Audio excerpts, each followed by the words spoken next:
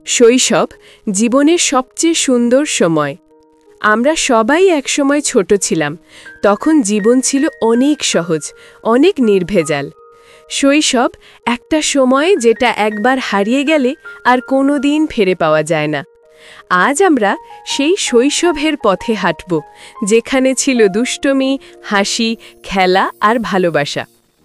সকালে সেই প্রথম আলো, পাখির ডাক আর মায়ের স্নেহমাখা ডাকে ঘুম ভাঙা, আহা, কে ভুলতে পারে?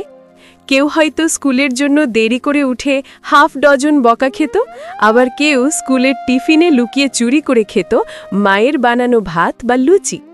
স্কুলের পথে বন্ধুরা একসাথে হাঁটা আর রাস্তায় বৃষ্টির পানিতে কাদা ছিটানো, এগুলোই ছিল জীবনের সবচেয়ে বড় আনন্দ।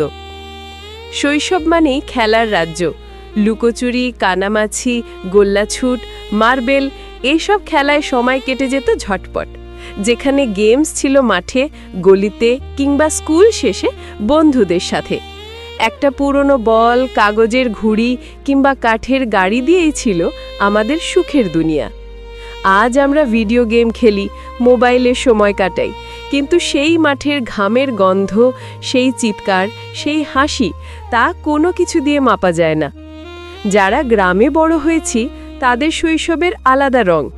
বর্ষার দিনে কাগজের নৌকা বানিয়ে খালে ভাসানো, শীতের সকালে শিশিরে ভিজে ঘাসের ওপর দৌড়ানো, গাছে উঠে কাঁচা আম বা পেয়ারা ছেঁড়া, আর সন্ধে হলে লুকোচুরি খেলা, এসব ছিল অবিচ্ছেদ্য স্মৃতি।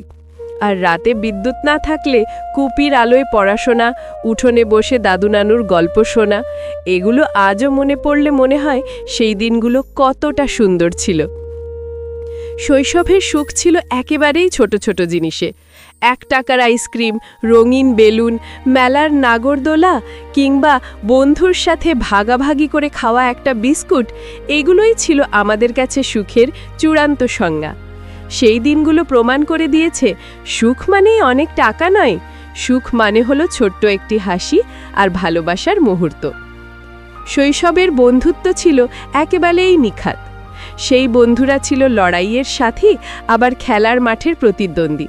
কখনো খেলার ছলে ঝগড়া হতো, আবার 5 মিনিট পরেই হাসি মুখে একসাথে খেলতে শুরু করতাম।